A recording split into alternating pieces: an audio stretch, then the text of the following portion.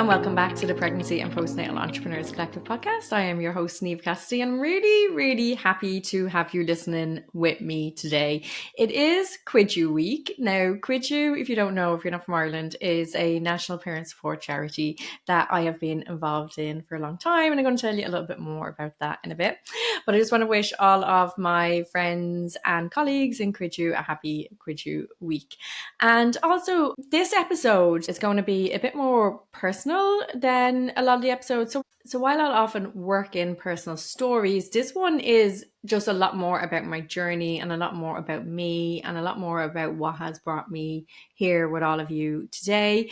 And I'm trying to kind of pull back the curtain about how everything started and what brought me to this place of supporting all of you and supporting lots of different parents in different ways as well. So I'm going to talk a lot about that journey, what I've learned, and hopefully you'll be able to take some lessons from it and get to know me a little bit better as well. And also about what I'm hoping for the future and where we're going with the collective and everything that I'm doing as well. And just before we get into all of that, I just want to tell you about something that is happening at the moment, or that happened a couple of weeks ago.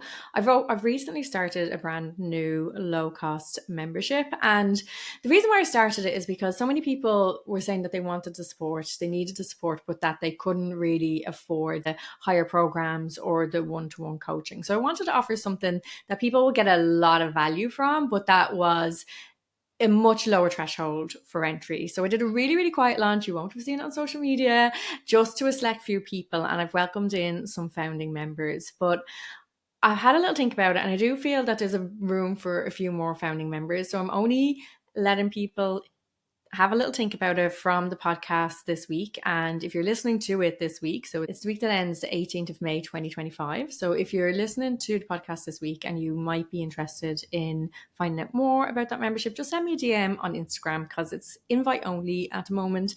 And there's only room for a handful more founding members. I'm trying to keep the group nice and small, just while we find our feet with the membership, while we're building it, while we figure out everything that it's going to involve. But I am happy to take in a few more lovely people. So do send me a DM if that's something that you're interested in. Okay, so let's get stuck in.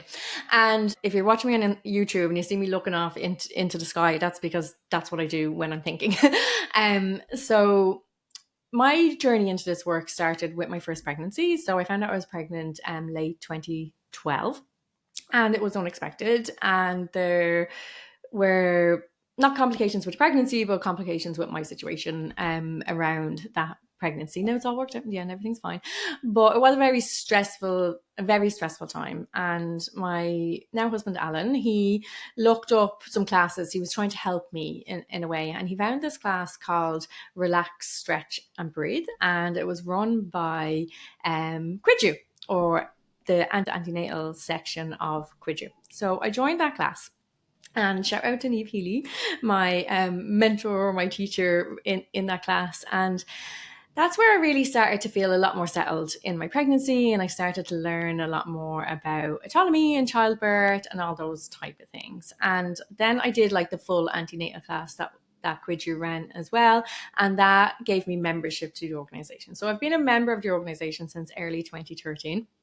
And then when my first was born in the summer of July 2013, and Cuidiú runs a lot of breastfeeding groups. So that's one of the big supports that they provide.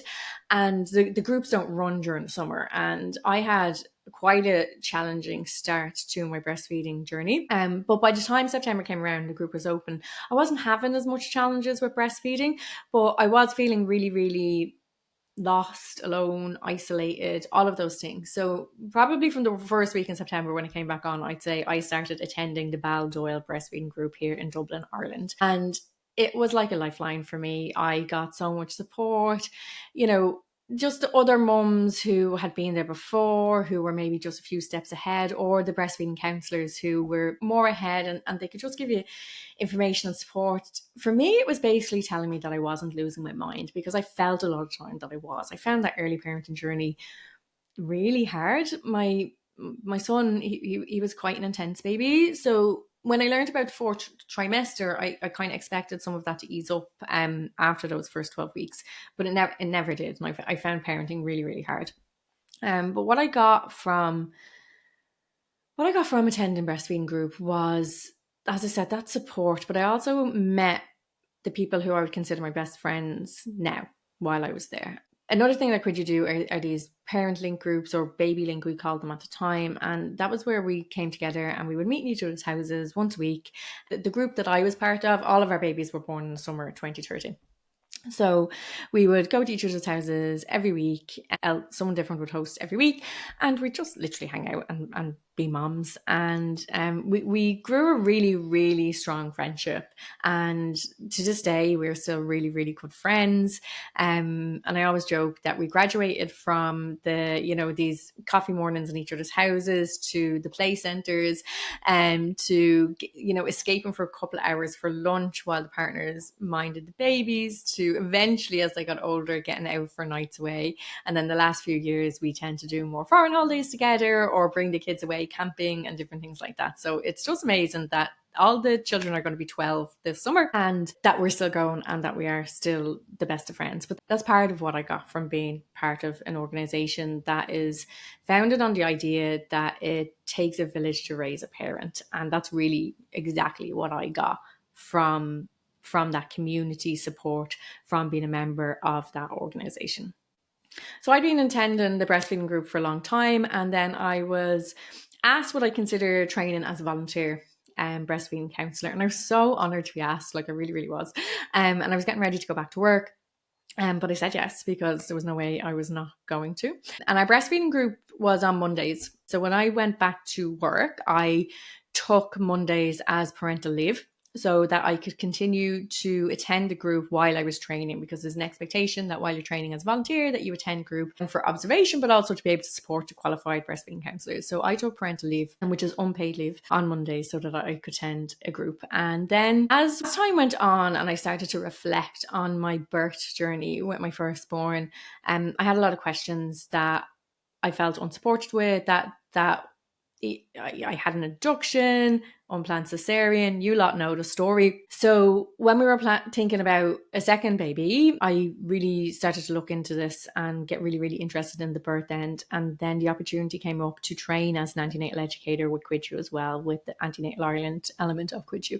It's a 2.5-year training program, so it's not like some of the programs that you get done in a few days. So it was a really big commitment to make while I was working full time and raising my eldest and then pregnant with my second.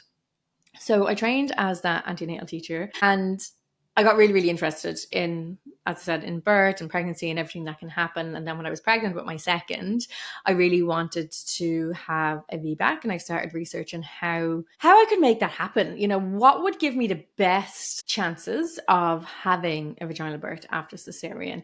And I figured that home birth was the way to go. But unfortunately, home birth is not supported in Ireland for people who've had a cesarean with our public healthcare system. So I hired a private midwife to support me with my VBAC at home. So thank you to Liz Halliday for being my midwife from Private Midwives Ireland. And I had my VBAC at home. I did have a 3rd-degree tear, so I did have to transfer into the hospital afterwards for a repair, but I'm still delighted that I had my vaginal birth at home and that I was supported really well through that. So all of that, and then I'm training as an antenatal teacher. I qualify as an antenatal teacher. I'm back at work again the second time. So I now have 2 children. I'm working full time in homeless services, still taking that 1 day a week parental leave, and trying to now build a business for my antenatal education classes, which I found really, really hard. And I've mentioned this before in the podcast, but I'll just say it again because it's part of the story. I taught, I have such a belief in the power of these classes and these independent small group classes, and how they can really, really support people to be set up for their pregnancy, their birth, and their early parenting experience, that in my naivety, I felt, if I build it, they will come. So I will put out these classes to the world, and of course people are going to attend, because why would they not? They're amazing. But unfortunately that wasn't the reality, as I'm sure many of you have already experienced to date. I think I cancelled more classes than I ran, and it got really sort of disheartening. So I did start then trying to figure out, well, what can I do? So I'm highly motivated. I am one of these people that likes to succeed. So I was like, well, what am I going to do about this? But the reality of trying to grow something from scratch like that while working full time, having two small kids at home, it wasn't easy. I remember as well the year my eldest went to primary school, and that first summer holiday. So in Ireland, primary school children have 2 months summer holidays, and I was working full time. And I remember just trying to set up all these camps and all these different things and getting them into childcare for weeks and camps for different weeks, and which nanny was going to collect them that day, as in the grannies, we often call them nannies here, who, could granddad collect them that day? Could daddy collect them that day? Could I collect them that day? And there was just so much logistics involved, and it was just so stressful. You think summer was supposed to be a lovely relaxing time. It was just so stressful when I was working full time to try and get all of that organized. When I think about the difference between then and now, so when I think about the difference between this summer coming and where I have two kids who are going to be off for 2 months versus then when I just had one child who was going to be off, but now I work for myself. It's just like, it's a completely different world where I don't have to worry about juggling all of that. Do I have to, make some sacrifices and move things around and do all of that? Absolutely, of course. But the freedom that working for myself gives me, I wouldn't give up for any salary. I can tell you that. But it took me a while to get to the point where I felt confident that I could give up work to pursue this full time, or, flexi time, let's just call it.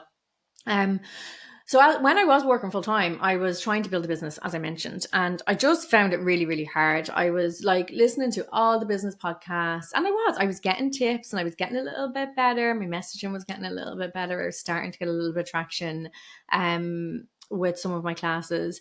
And then I felt that, there's only, especially so many of the podcasts were just generic, you know what I mean? Like, they were generic business advice. While I was getting information from them, it just wasn't always suited. So I felt that it was time to invest. And so I started spending money on different things, on different trainings. And sometimes it was well spent money and sometimes it wasn't, but it was all just part of the journey. And one of the biggest supports I got, I suppose, from when I started spending money in my business was around the community aspect and peer support. So I joined a membership where it was all for female founders. And while it was really, really large, I did find some community there. I set up a little mastermind, like a peer support mastermind with a few of us. Just finally being around other entrepreneurs, I found really, really helpful. It started to change my mindset. It started to make me think more in terms of business and not just in service. Like, they do marry together, and it's important that they marry together so that we're supported as well.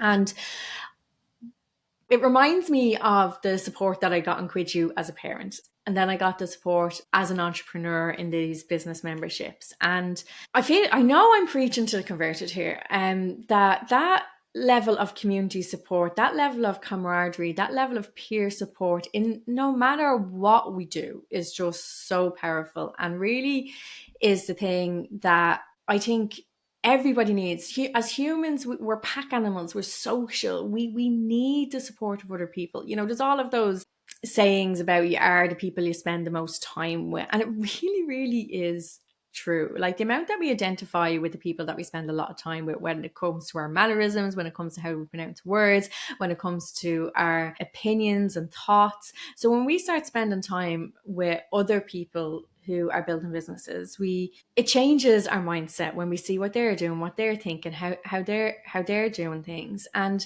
that can be for the positive or the negative. So I did find eventually in some of the things that I had signed up for, that not everything aligned with me. So not everything that I was being taught would align with how I wanted to do things, or how I felt it was appropriate to do things in the birth world.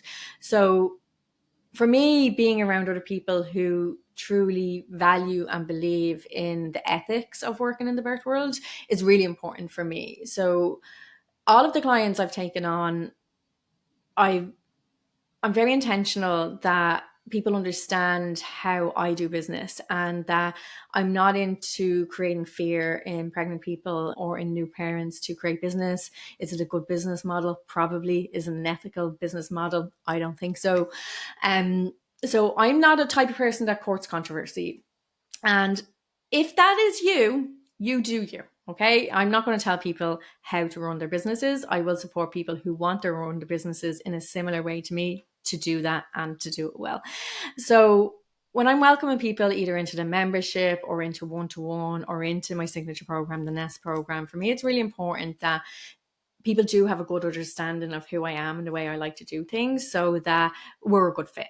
And that people, it's really important to me that people that are associated with my brand have similar values. Okay, so I'm not saying that we have to agree on everything, but when it comes to the way that we promote ourselves, the way that we work with parents, the way that we sell our services, the ethics end of it is really important to me. And I think I do a good job in making that come across in my content. So I call in those kind of people. The people who want to work with me are people who also feel that way. So if you're one of those people and you would like to work in that way, as I said, feel free to reach out. But it did take me a lot of time to get from cancelling classes to fully booked and loving life. And part of that journey for me was quitting my job. I don't feel that everyone needs to do that. If I hadn't known what I know now while I was still working, I think I could have built my business while still working, but I didn't know. So I needed the time and space to be able to think about that. So what I did, first of all, is I had a permanent full-time pensionable job, and I took a contract job for a year as like a stepping stone out of this full-time work, and it was slightly less hours than what I was doing in my other job. It was still 32 hours a week, but it was just a little bit less. So I know my storytelling is a little bit round in circles, so please bear with me. So I took that contract job in a family resource centre, and it gave me a bit of space, not a whole lot of space because it was very hard work. It gave me a little bit of space to start thinking about what I want to do. And it was during that time that I joined the membership and I started learning different things. And when my contract came to an end there, they did ask me to extend it initially for a month, which I agreed to, just to get them over the Christmas period. And then they asked me to extend it for another year. And I said no. So I finished my contract and now I was technically unemployed. And I took that time to really start to learn and to try things out and to fail and to learn again and to really figure out kind of what worked for me, but also what works when we're trying to be ethical business owners working with pregnant people and with new parents, and how we can build successful businesses without fear mongering and without courting controversy and without kind of employing some of the tactics that some more, I suppose, mainstream businessy people might talk about. And again, I'm not trying to really diss all of that. And people are free to do business however they want to do business, as long as they're not telling lies. Then people are free to do business the way they want to do business. And when I say I don't court controversy, I just want to make it clear that I don't mean that I don't talk about important things. I don't mean that I shy away from talking about how I feel or from being myself, because as you can probably hear from me talking today, that's just not the case. What I mean is that sorry, there's a little spider right in front of me. Goodbye, little spider. You go live over there. What I mean is that I don't do it on purpose. Do you know what I mean? So I don't post things to get a reaction out of people, to upset people. Now I will do a few posts like unpopular opinion, or I bet you didn't think about this. They're just hooks. That's not necessarily controversy courting, I don't think. And I do them more in the coaching business, so in the collective, than I would do in my my birth work business posts. So that was a bit of a tangent. What I was talking about was how the time that it took me to build that, and that I'd left my job, and that I started to really build and to learn and to refine. And that brought me to the place where people were asking me then, Niamh, how are you doing this? What's happening? Can you help me? What are you doing? So I was supporting a lot of people informally in that area, and within our Cuidiú organisation, within the Antenatal Ireland wing of that, happily supporting people in that sort of way, because that's what we do. And then I started to think, more people need this. More people need to know how to do this. And why would I not share what I've learned with other people so that they can help more families? So this is what it comes down to. It comes down to birth workers being able to help more families. So then I started the collective just initially as an Instagram account, just talking about business for birth workers, talking about how to ethically build your business and that type of thing. I opened the free Facebook group.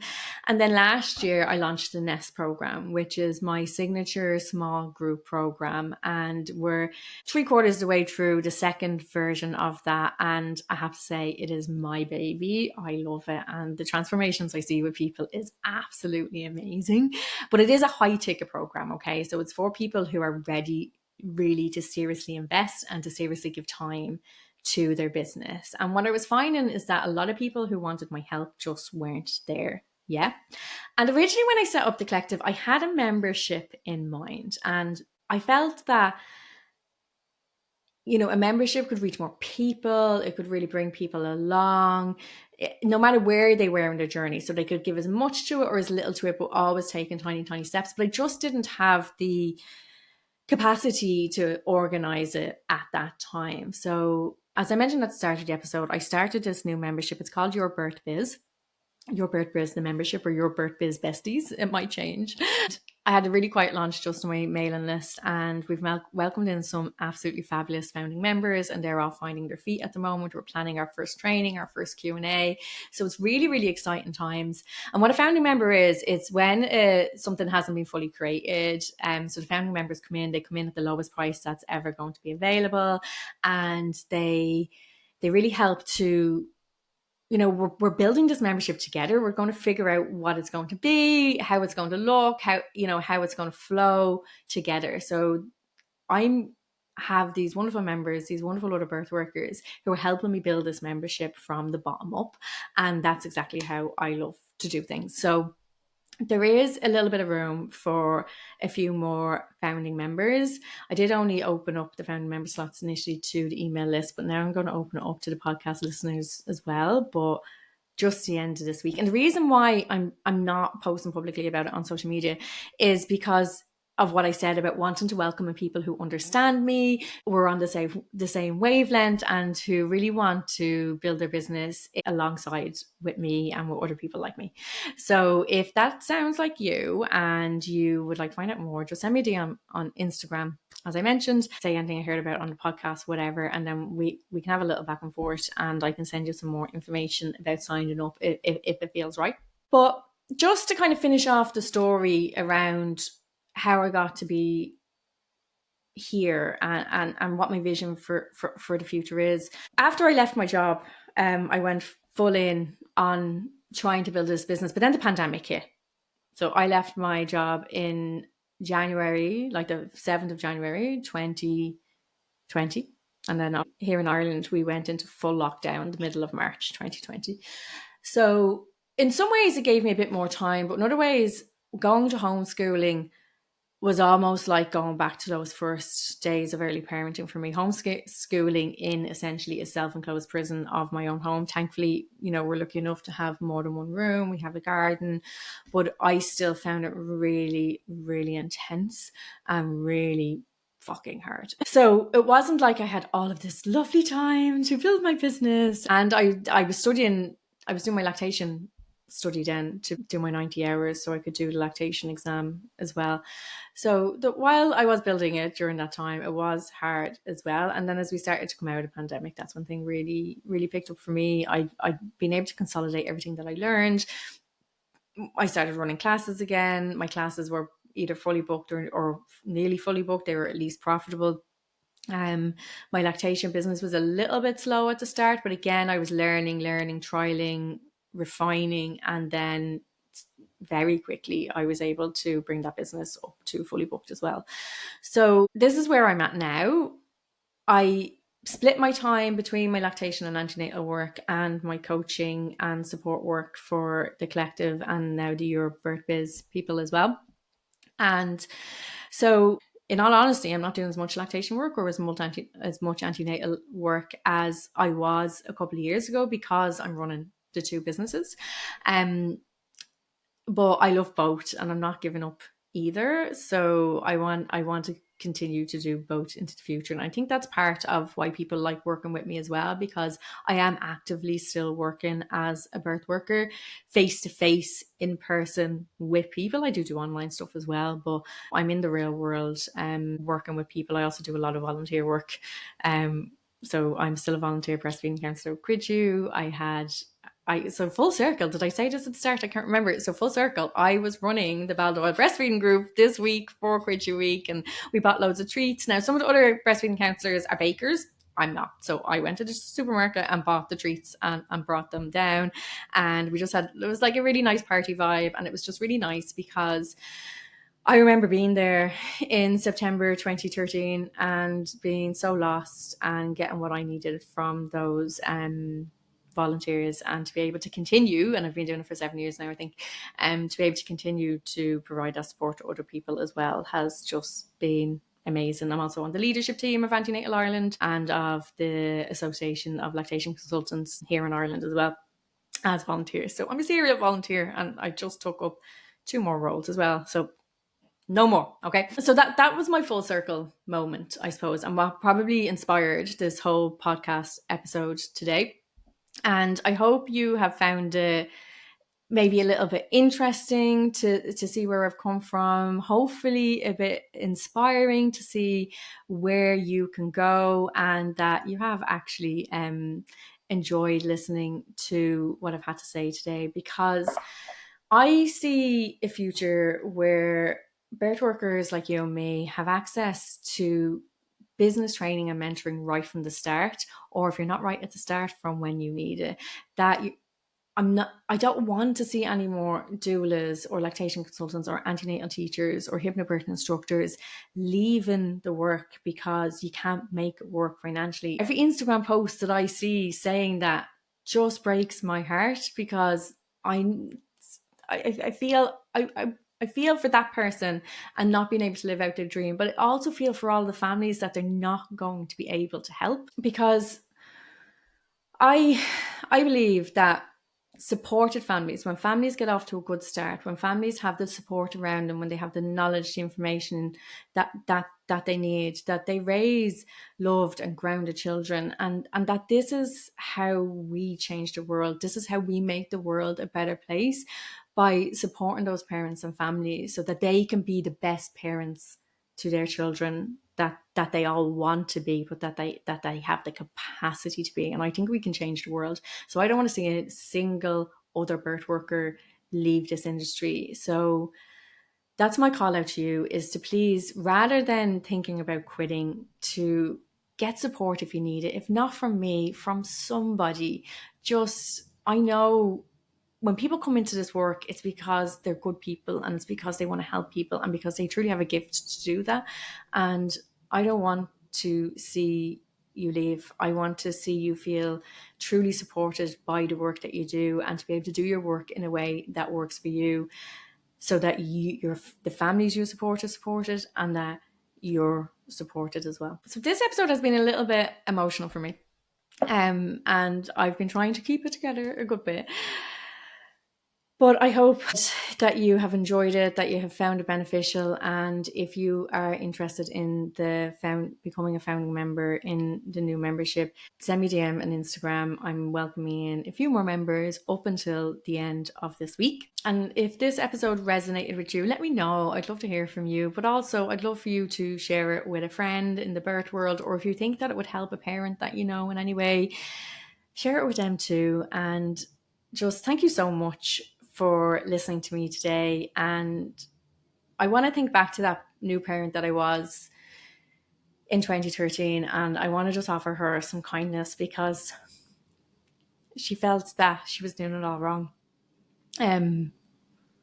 until she got the support that she needed. So I'm just sending a little bit of kindness back to myself for that hard period of time, and a lot of gratitude for the support that I've gotten to get me here today. Okay, thank you so much for listening, and I will be back with you next week.